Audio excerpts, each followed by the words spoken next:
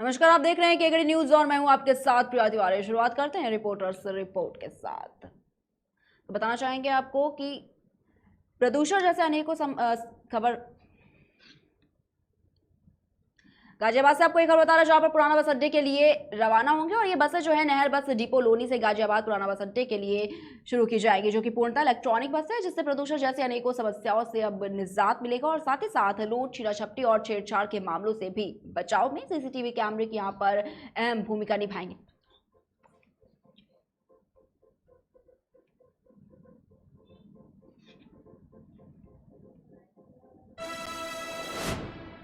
खबर बहराइच से, जहां पर नानपारा तहसील की ग्राम पंचायत पत्रिया एक बार फिर सुर्खियों में है, जहां आज से कुछ महीने पहले एक मासूम के साथ हुई दरिंदगी की खबर सुनकर किसी का दिल सहम गया था। जनता इस दर्द को भूली भी नहीं थी कि एक बार फिर पथरिया के जुगराजपुरवा में एक ऐसी घटना को अंजाम दिया गया जिसने सबको चौंका कर रख दिया है। ताजा मामला ग्राम सभा पथरिया के जुगराजपुरवा का है, जहां गाय पकड़ने के बहाने एक 8 साल के मासूम के साथ अप्राकृतिक दुष्कर्म को अंजाम दिया गया। ऐसा आरोप लगाते हुए पीड़ित की चाची ने कोतवाल में तहरीर दी। तहरीर में कहा गया कि एक युवक उसके भतीजे को गाय पकड़ने के बहाने नदी के किनारे ले गया और घटना को अंजाम दिया। जब लड़का घर आया तो उसने पूरी जानकारी अपने घर वालों को दी। तुम्हारे साथ में उल्टा सीध काम किए हैं। हाँ। कई बजे का मामला है? 8 बजे। 8 बजे सुबह का। तो किस बहाने से लेकर गए हैं? गैवा पकड़े। गैवा पकड़े लेके हैं। समस्या लौंडवा लड़का क्या अंदर है का उठा लड़का भाई खा लेगा गाड़ी से ही तक लड़के गवा के घर टिकी ही थे। कोई बात गवा का नलपारा के है 7 दिन गवा है। ये जिस लड़के के साथ में गलत काम किया गया है, ये आपके कौन है? हमारा भतीजा है। हाँ, और जिस ने गलत काम किया है वो कहाँ का रहने वाला है? अरे हुआ है बनिया की। बनिया का रहने वाला है। उसका क्या नाम है? उसका नाम है इतवारी। इतवारी। नरैनी थाना अंतर्गत खबर बांदा से, जहां पर नरैली कोतवाली क्षेत्र में रहने वाले जियाउद्दीन और सलीम के ऊपर 12 से अधिक मामले चल रहे हैं। ये लोग पुलिस की पकड़ से दूर हैं। प्रशासन को जानकारी मिली कि इन लोगों ने दबंगई से अवैध कब्जा करके मकान बना रखा है, जिस पर कार्रवाई करते हुए एसडीएम नरैनी की अगुवाई में बुलडोजर से दोनों अपराधियों के घरों को गिरा दिया गया। इस दौरान बुलडोजर की कार्रवाई देखने के लिए बड़ी संख्या में लोगों की भीड़ भी मौजूद रही। आपको बता दें कि जिले में यह पहला मामला है जब किसी अपराधी का घर बुलडोजर से गिरा दिया गया। दोनों अपराधी बालू चोरी सहित कई संगीन मामलों में फरार चल रहे हैं। वहीं एसडीएम नरैनी ने बताया कि ये दोनों पुराने बालू माफिया हैं और इन पर गैंगस्टर एक्ट का मुकदमा नरैनी थाने में दर्ज है। साथ ही जांच में पाया गया कि दोनों अपराधियों ने सड़क की भूमि पर अतिक्रमण करके निर्माण किया हुआ था, जिसमें अतिक्रमण कर हिस्सा जो था उसे गिरा दिया गया।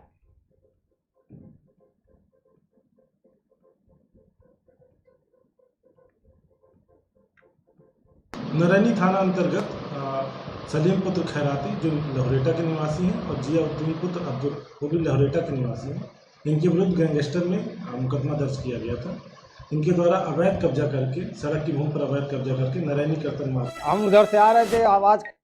खबर देवरिया से, जहां पर रुद्रपुर कोतवाली क्षेत्र के सेम रौना चौराहे के पास उस वक्त अफरा तफरी का माहौल हो गया जब बच्चों से भरी ऑटो पलट गए, जिसमें कई बच्चे गंभीर रूप से घायल हो गए। आनंद फानन में पहुंचे स्थानीय लोगों की मदद से सभी को निकालकर नजदीकी सामुदायिक स्वास्थ्य केंद्र में पहुंचाया गया, जहां से 2 बच्चों की हालत गंभीर देखकर चिकित्सकों ने जिला अस्पताल के लिए उन्हें रेफर कर दिया। बताया जा रहा है कि सभी बच्चे सेंट थॉमस स्कूल के छात्र और ऑटो से स्कूल जा रहे थे, तभी ऑटो पलट गई, जिससे ऑटो चालक समेत 7 बच्चे गंभीर रूप से घायल हो गए। घटना की जानकारी मिलते ही जिलाधिकारी और पुलिस उप निरीक्षक पुलिस अधीक्षक ने जिला अस्पताल पहुंचकर घटना के बारे में जानकारी दी।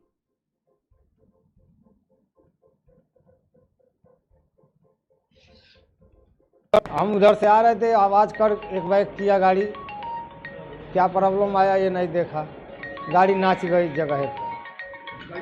हाँ हाँ, उसके बाद हम खाले चले गए रोड से।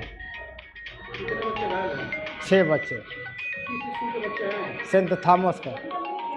हाँ हाँ हाँ, आज प्रातः रुद्रपुर कस्बे में देवरिया में एक टेम्पो से जो बच्चे स्कूल जा रहे थे इकोना गांव से रुद्रपुर में सेंट थॉमस स्कूल में, वो टेम्पो रुद्रपुर कस्बे के पास आज अनफॉर्चुनेटली पलट गया था और उसके फलस्वरूप 7 बच्चे उसमें घायल हुए हैं और 2 बच्चों की स्थिति थोड़ी सी सीरियस है। उनका सीटी स्कैन यहीं करा रहे हैं, उनको स्टेबलाइज करके आवश्यकता होगी तो हम लोग मेडिकल कॉलेज भेजेंगे। जो टेम्पो पलटा है क्या बताया, ड्राइवर कुछ बता रहा है कैसे? हाँ, ड्राइवर बिहारी यादव हैं इसके, और उन्होंने ये बताया कि मोड़ छोटा सा था वहाँ पे, तो कुछ आवाज़ आई टेम्पो में और उसके बाद में वो पलट गया। तो घटना का कारण ये है। खबर हरदोई से, जहां पर संदिग्ध परिस्थितियों में एक विवाहिता की मौत हो गई। घटना के बाद मौके पर पहुंचे मायके पक्ष के लोगों ने ससुराल के लोगों पर दहेज की वजह से हत्या करने का आरोप लगाया है। घटना के बाद पुलिस ने शव को कब्जे में लेकर पोस्टमार्टम के लिए भेज दिया और आगे की कार्रवाई भी शुरू कर दी। घटना सुरसा थाना क्षेत्र की है। आपको बता दें कि मृतका की शादी करीब 3 वर्ष पहले हुई थी, जिसका एक बेटा भी है। मृतका के पिता ने आरोप लगाते हुए बताया कि मृतका का पति और उसके घर वाले महिला को अक्सर दहेज के लिए प्रताड़ित करते थे। उन्होंने पति समेत ससुराल वालों पर बेटी की मारपीट कर हत्या करने का आरोप लगाया है। घटना का कारण ये है सर, मेरी भतीजी लक्ष्मी नाम, मैं रहने वाला हूँ ग्राम आलापुर का, पोस्ट फुलई, थाना मल्लामा, जिला हरदोई। ये गांव चमरहिया गांव में मैंने शादी की थी भतीजी की अपनी 3 साल पहले। दहेज के कारण उन्होंने रोज प्रतिदिन आए दिन मार कूट, भतीजी को धमकाना, मार देंगे, तेरे बाप क्या कर लेंगे, तेरे चाचा क्या कर लेंगे, आए दिन मारते थे। फिर हम होली में अपनी भतीजी को ले गए, हमारे भाई साहब लिवा के ले गए घर। फिर वो आए, फिर लिवा लाए। मैंने प्यार से उनको भेज दिया कि बेटा, मैंने कहा बेटा लड़ाई मत करना किसी से, लड़ाई करना अच्छी बात नहीं होती, आपस में प्यार से कमाओ खाओ। लेकिन उनकी समझ में नहीं आया। दहेज के कारण मेरी लड़की को कल मार के बोले कि लटका दिया, लेकिन मैं जब आया हूँ तब लटकी भी नहीं मिली है, कमरे में बरामदा, इसलिए बुलाएगी तो।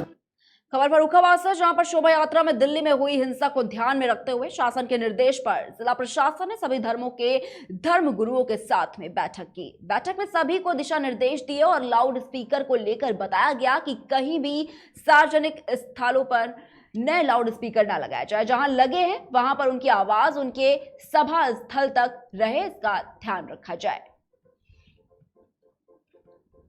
तो इसलिए बुलाएगी तो अच्छी बात है।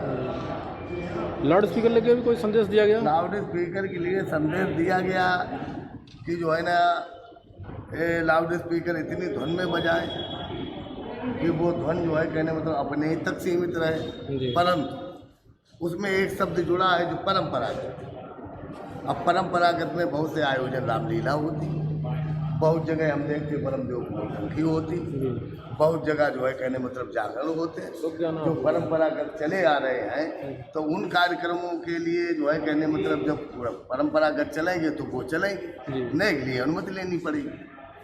तो ये अब लाउड स्पीकर की ध्वनि जो कहो कि उतने ही परिध में रह जाए। अगर कोई रामलीला कराता है, अगर कोई जागरण कराता है, तो उसके लिए तो थोड़ी परिसर से बाहर जाती है, जाना ही पड़ेगा। तो क्या सुझाव दिया इसके लिए आपने? आप लोगों ने कोई सुझाव दिया? हमने सुझाव ये दिया कि परंपरागत जो हो रहा है वो परंपरागत जितने हो रहे हैं उतने हो जाएं, और नए जो हों वो अनुमति लें। यही बताया कि मतलब जो है सब लोगों को अपने अपने नियम के उसूलों से जो चलना चाहिए और ऐसी कोई बात न पैदा हो जिससे विवाद पैदा हो। और उसके साथ साथ ये भी बताया कि जो नियमानुसार जो काम हो रहे हैं वो वैसे करते रहना चाहिए और ध्वनि तेज नहीं होना चाहिए, आवाज़ लाउड स्पीकर की, और जो परंपरागत चल रहा है वो वैसा चलता रहेगा।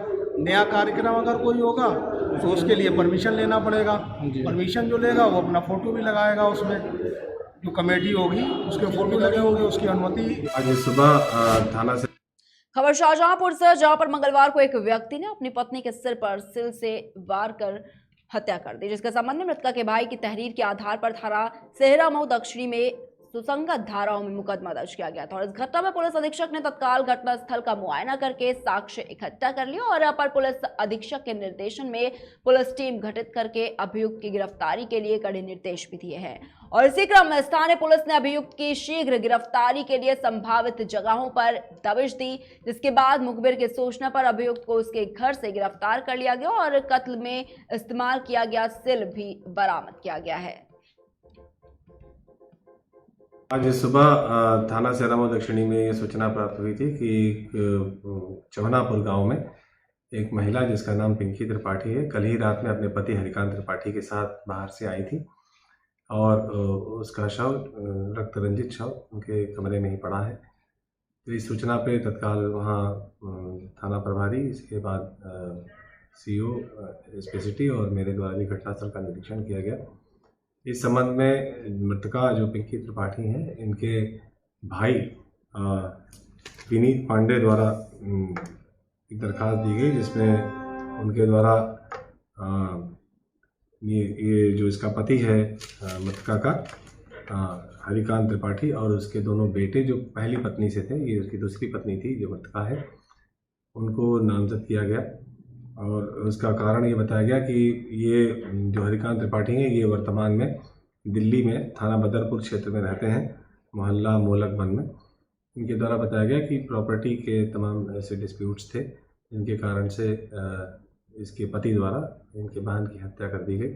और उसमें जो साइंटिफिक एविडेंसेस हैं वो सारे कलेक्ट किए गए और इस बात को पुष्ट प्रमाण मिलते हैं कि इनके पति के द्वारा ही अपनी पत्नी की हत्या की, हरिकांत त्रिपाठी द्वारा ही हत्या की गई है। इसको हरिकांत त्रिपाठी को हिरासत में लेकर पूछताछ की जा रही है और तदनुसार अगली वैधानिक कार्रवाई की जाएगी। फिलहाल की खबरों में इतना ही। बने रहिए केकेडी न्यूज़ के साथ।